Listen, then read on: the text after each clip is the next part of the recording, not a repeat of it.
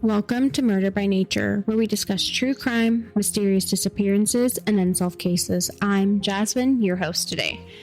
So, since taking that huge hiatus from February until just recently, I've decided that I'm going to always give myself 1 week out of the entire month, every month, to not record an episode. Or if I do record it, for it to be on my Patreon.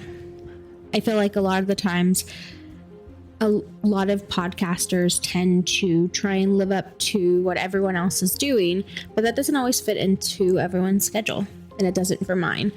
So I've made that decision. So last week we skipped after a 4-part series on the true story of love and death, and now we're jumping off with another episode, and I have more coming.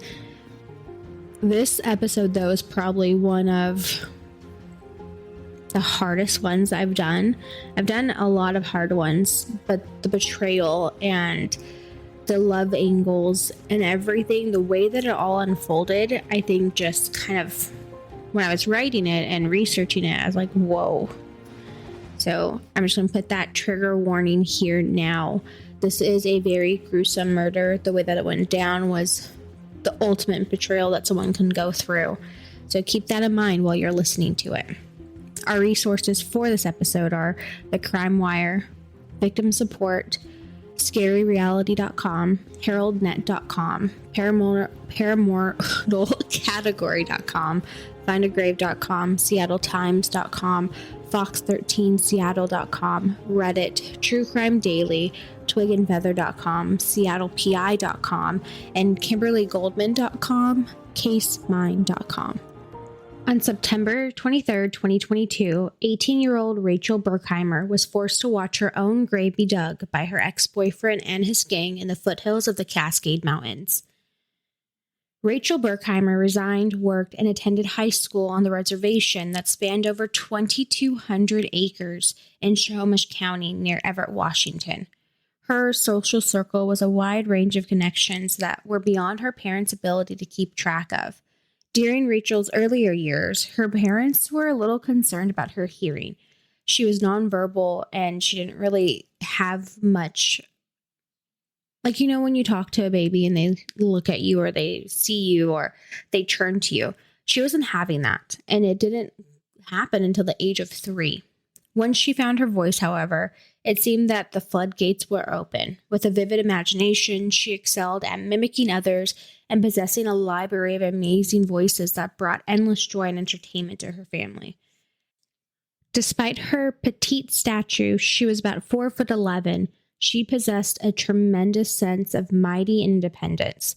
She was wearing 4-inch heels wherever she wanted, whenever she wanted. Her makeup was the size of a toolbox, and she had this infectious smile with striking bright blue eyes. She effortlessly caught the attention of those around her. She was the sight that you saw that made your head turn. In August of 2001, Rachel experienced a devastating loss when one of her best friends, Corey, was tragically killed in a rollover car accident. His sudden passing affected her deeply, and it led her to a solace in preserving his memory. She took the death extremely hard, and in her grief, she would attach pictures of him all over her Subaru dashboard, all over her room. She even hung his obituary above her bedroom wall. Now, anyone that has experienced the death of a best friend, especially at your young age in life, in high school, you know that those deaths trigger you the most. It's the grief that sits with you when you're growing up, when you're getting married, when you're buying houses. It's the things that you always wonder, what would they be like? Would you still be friends? It's that grief that just never goes away. Rachel was further struck by a series of tragedies following Corey's death. This intensified her depression and her sense of loss. Over the course of the following year, she experienced the loss of 6 more friends through accidents, drownings, suicides, and shootings.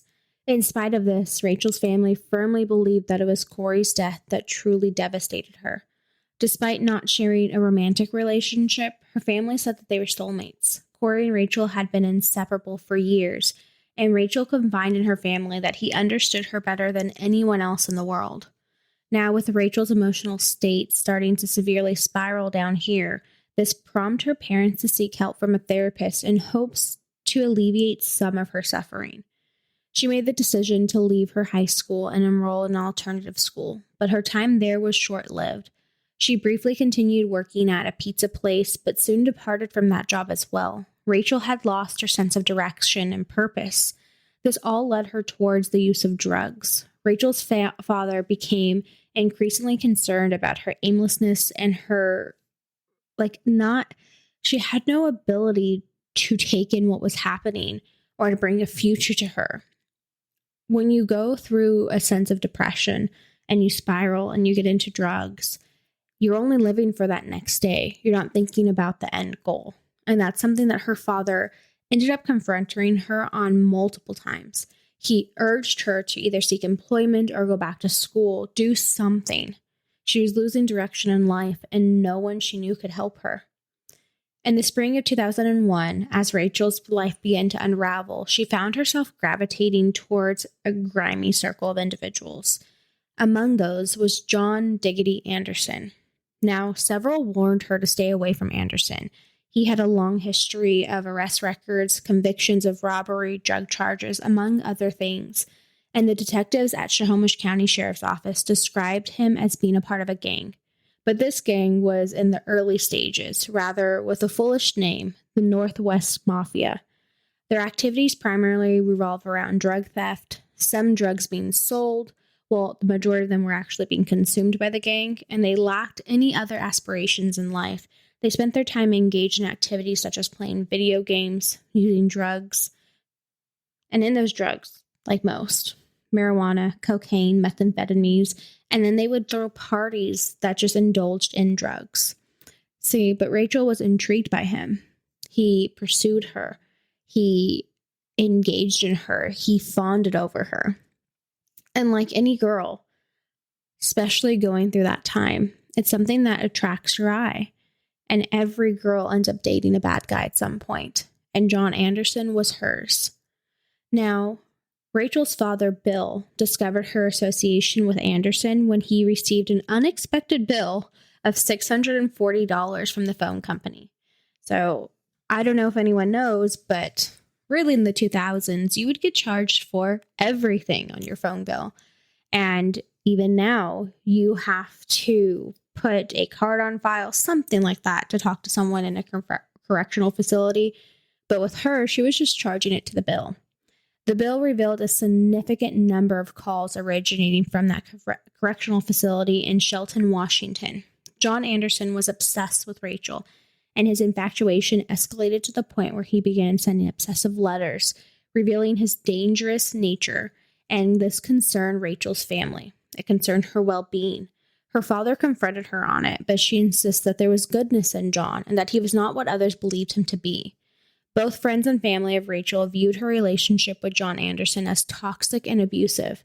His jealousy consumed him in such an intent that he would sniff Rachel's hair and clothing, searching for signs of her interaction with other men, and he would frequently make threats towards her. Rachel's sister Megan recalled witnessing bruises on her, and this really concerned the family. So I want to go back to that. He would sniff her hair and clothing to see if she was around other men. That's something that I think is very dangerous when you're in a relationship for someone to go that far. And we know many people in those relationships.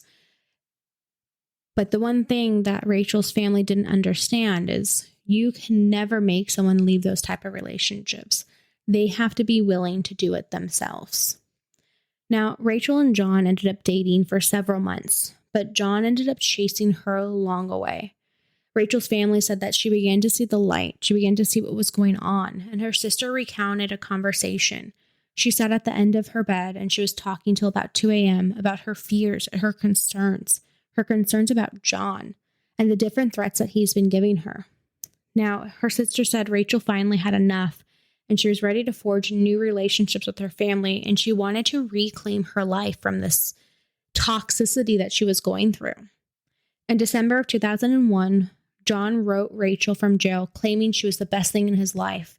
He asked her to give him another chance. They discussed marriage. He wrote, "I love you," 33 times across a page. "You are my world. You are my everything. You make my heart beat. You make me function. You make me think," he wrote. "I don't think I could do or would ever want to live without your love." He gave her instructions on how to get him out of jail, where to get a gun if she needed protection, and he grew intensely frustrated and angry when she didn't respond. He admitted his jealousy created problems in their relationship. "The only reason I do these things is because I don't want to lose you. I'm obsessed with your love and you in general. I don't know what to do sometimes when we get in arguments. I just want us to be perfect," he wrote. And I'm pretty sure if you've been in those relationships, you've heard those exact same words. And I urge you, when you're listening to this story, to really rethink about what you're going through and how that might have helped Rachel if she would have just listened to those little voices. When you're in those type of relationships, as Rachel's family discovered, you get drawn into the love, even though it's toxic. It's this love of the obsession. But Rachel finally did have enough. She finally saw what everyone was telling her to do. And one beautiful Sunday morning, she was sitting on the porch with her father, and she had this radiance again. And this was something her family didn't see for months. But with John away, she had that breath of fresh air. Her father said that she looked up and said, "I met an incredible friend, Maurice." Now, Maurice Riviera was an 18-year-old who was also involved with the Northwest Mafia. He confided in Rachel about his desires to break free from the gang. Together, they formed a strong bond, fueled by their shared determination to escape their circumstances. Unfortunately, John Anderson wouldn't allow that day to pass without turmoil. This led Maurice to make the most crucial decision of his life. An attempt to turn other gang members against Rachel, Anderson falsely claimed that she was revealing gang secrets to her friends. Now, Rachel was friends with a wide range of people, and being in this area, there's multiple gangs. So he used that to fuel this suspicion against her. Now, this ended up instilling even further of a fear in Rachel, prompting her to seek guidance from her sister. And her sister said, "I warned you. You need to be careful and watchful. Stay away from him." Megan thought that John was all talk, but no one grasped the actual severity of the threats that he was giving, what he was capable of doing. As Rachel ended the relationship with John, she was trying to reestablish direction in her life. Now 18, she seemed to be pulling out of depression that caused her to abandon her goals. She started going to church with her mom. She slept with the Bible to fend off the nightmares that she was having. She made to-do lists such as reestablishing connections with positive friends. And she was getting ready to go back to school to get her high school degree, and then she wanted to become a medical technician. Now, Rachel knew that she was in trouble. Being associated with a gang, it wasn't easy to get out. But she knew that she had to stop these rumors that John was spreading. So one evening in September in 2002, she invited two friends, Kevin and John Whitetaker, to a party at a local motel. The pair didn't stay long, though, because as they were all hanging out, they noticed from across the room there was two other individuals that came in, and they were from a rival gang. This fueled those thoughts that John Anderson was putting in their brain. Rachel was setting them up. After they left the party, they all decided it's time to show her a lesson. On the evening of September 23rd, 2002, a party unfolded at Nathan Lovelace's home in Everett, Washington. Rachel, accompanied by 7 other gang members of the Northwest Mafia. Now, she felt safe, though. She was with Maurice. He was with her, and she knew nothing would happen to her with him there. They kind of had this connection, I'll say. If it was physical, I was never able to find that out. From what I read, I do think it was. So being with him, she felt untouchable. This is his gang. He's going to protect her. She wanted to attend the party to reconnect with her friends. She wanted to prove to them that she was not deceitful. She wanted them to understand that what happened that party the earlier of the month, that had nothing to do with her. She was not setting them up.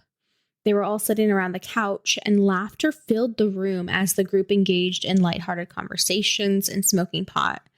The atmosphere, though, took a quick turn when John Anderson unexpectedly showed up to the party. When he busted into the party, his anger grew more intense by the sight of everyone there, seeing everyone laughing, having a good time, realizing that what he was trying to spread was not working. And this fueled his rage. Now, John isn't just a person that's going to walk away and whatever. This anger and this frustration caused John to start an altercation with a few people that just cast this silence over the room. Everyone felt that everything was okay, everything was fine, but the tension quickly escalated. Now, Rachel realized that this was not a place that she should be at. She recognized the immediate danger that she was in, so she tried to get up and leave, but she would never make it to the door. She unwillingly fell into the calculated trap set by John Anderson and his crew. They didn't want her there. They didn't invite her to reconnect. They didn't invite her to leave. And the horror had only just begun. John grabbed Rachel by the hair and hit her in the face, knocking her down the stairs. Several others jumped in, launching a savage assault on Rachel. The room descended into chaos as they continued to kick her defenseless body strongly into her head. One member of the gang ordered the stereo to be cranked up to drown out Rachel's cries for help. Disoriented and in excruciating pain, she was forcibly carried away to the garage where she would be bound and gagged with tape. While Rachel was helpless in the garage, the gang talked about gang raping her, and they tried to figure out what they were going to do next. When they couldn't make up their minds on what they wanted to do, they all walked back to the house, ate pizza, played video games, and smoked pot. Rachel laid in the garage in confusion, trying to understand the ultimate betrayal of her friends. She trusted these friends, and now she was helplessly praying for someone to help her. Upon returning home from nursing class, Miss Connor, that's what we're going to call her, she was the girlfriend of one of the gang members and the owner of the house, was horrified when she entered the garage to find a blonde-haired woman bound and gagged on the garage floor. Reacting swiftly, she hurried to the kitchen to retrieve a knife in order to free her. She wanted to free Rachel of her restraints. But John intervened and stopped her from saving Rachel. John yelled at her, telling her to leave, and as she went, the sounds of brutal assaults reached her ears. She started screaming at everybody she's going to call the cops and to get her out of her garage. She would never call the cops, though. But uncertain, the gangsters stuffed Rachel's tiny 4'11" frame into a duffel bag and threw it into the back of the Jeep.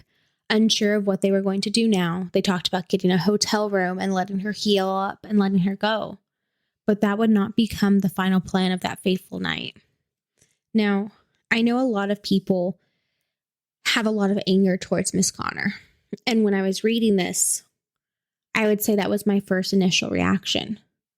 But as I was going into that mindset of where Rachel was and where this girl was, I think a lot of, from what I read and kind of a concise around Reddit, is this girl couldn't call the police. She was in a relationship with one of these people just like Rachel.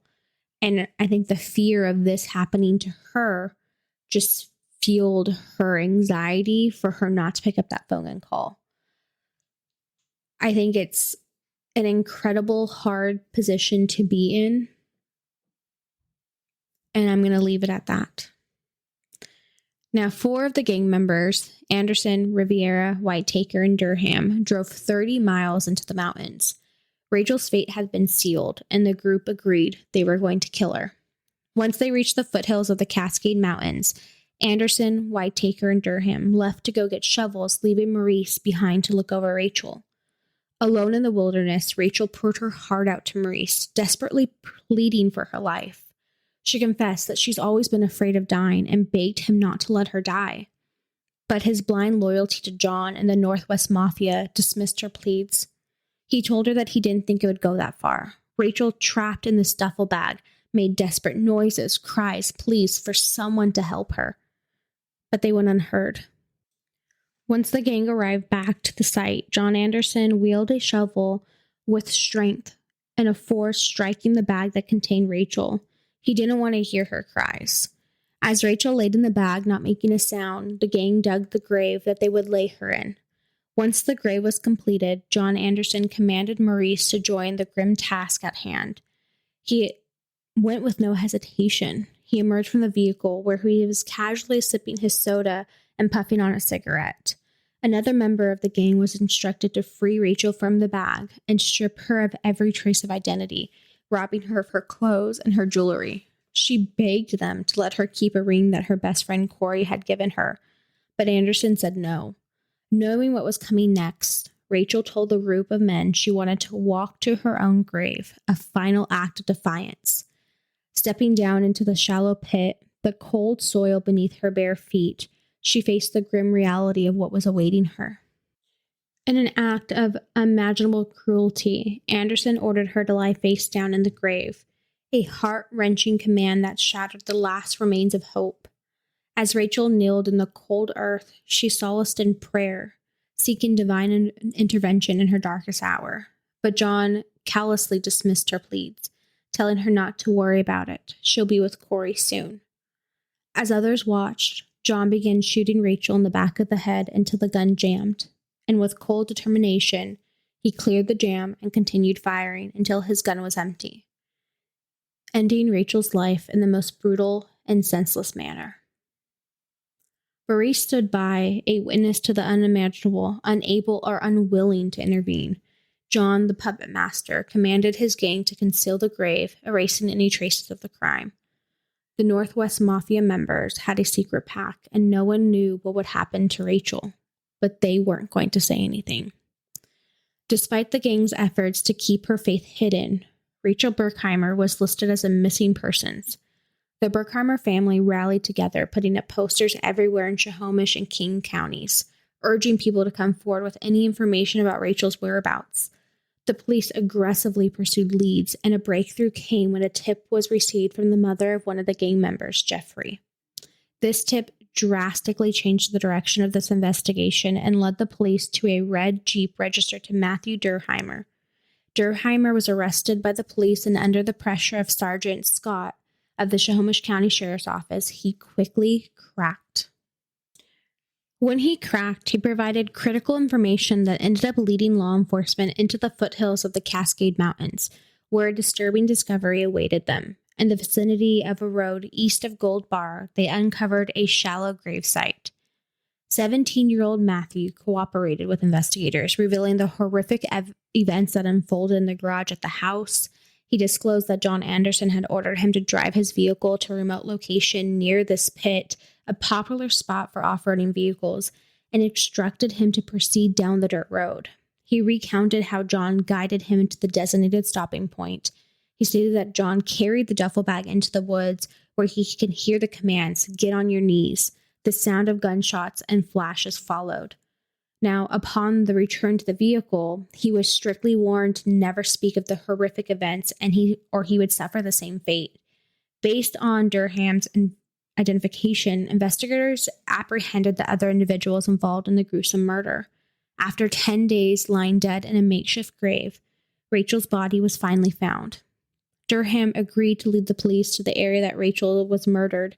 Search teams and cadaver dogs scourned the area for 2 days, but it was the detective that would find her. He took a shovel, took one big scoop of dirt, and we found human flesh. With Rachel's body recovered, it was now a relentless pursuit of justice, beginning with Matthew Burkheimer, who disclosed to police who else was with him that night at Rachel's grave. This would lead police, a search warrant in hand, back to the Everett duplex where Rachel's nightmare first began.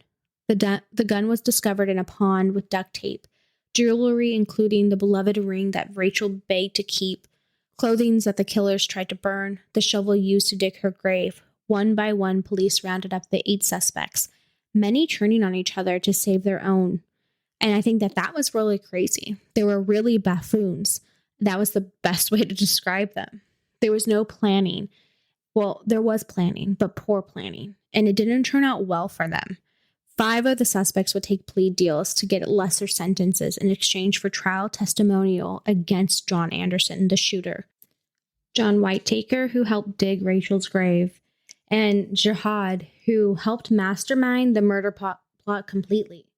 Painful as it was, the Burkheimers endured every horrific detail of each criminal case, forced to come eye to eye with her killers. Most of them were smug, and John Anderson was far the worst. He was definitely mocking. He would turn around and wink at the family, not fulfillingly, not satisfyingly, not victory, not a win, just the end of the process, Rachel's father said. Every person involved in the case had an opportunity to help Rachel, and they let her down. In the end, a total of 8 individuals were convicted for their roles in Rachel's kidnapping and killing. John Anderson received life sentences, along with other offenders. The remaining offenders served significant prison terms. And on May 21st, 2004, amid tears streaming down John Anderson's face, Snohomish County Superior Court Judge Lynn Crease delivered the sentence of life in prison without the possibility of parole. From behind bars, Maurice Riviera spoke to Crime Watch Daily by phone. It was really senseless, and it didn't need to happen. It was just horrible, horrible things, he said. A lot of it was fear that kept griping me, and I was like, man, I'm just really scared in a couple of points. It's like being a coward. I failed on an epic scale. After spending years in court facing each of his daughter's killers, Bill kept the loss of Rachel in the forefront of his mind. He lived in the ultimate parent's nightmare while at each trial and attending countless appeals, seeing the gruesome crime scene photos that forever etched in his memory, and it's a wonder how he functions now. I'll never forget, I did see a photo of the gravesite after they removed her body, and in the dirt, there's an imprint of her hand in the praying position, perfectly preserved. That gives me some peace, Bill told Crime Daily. Now, instead of crumbling, Bill began to raise awareness for other crime victims by working with legislation that would make it a crime to not render care to an injured person. Back to what Miss Connor did. She didn't render care as a nursing student to someone in need, and he went to legislation to work on that. On September 25th, 2007, the National Day of Remembrance for Murder Victims was held at the Capitol in Olympia, Washington. On that day, Bill presented a moving and raw declaration to the crowd attending. It goes something like this. Whereas insidious grief and pain are a direct result of losing a loved one to murder, this day shall be a day of grief relief. All survivors get one day pass on pain, and no monster can whisper in their ears. Whereas some ignorant people who are shallow and narrow-minded enough to believe families who have a loved one murdered have some kind of communication disease will on this day finally realize that pain in murder is not contagious. Furthermore, no doctor will think that they can prescribe grief pills. There's no such thing. Whereas the criminal justice system that prosecutes the perpetrators of murder may have not produced the end results, and that is life of a victim's family and justice. Therefore, on this day, surviving families may resentence such murderers to a more appropriate sentence determined by the victim's loved ones. No appeals will be considered. Whereas past judicial systems set aside scores of sentences for the crime of felony assault murder have re-victimized the families of the victims. Therefore, no judicial body will ever make such an unjust and painful decision again, ever.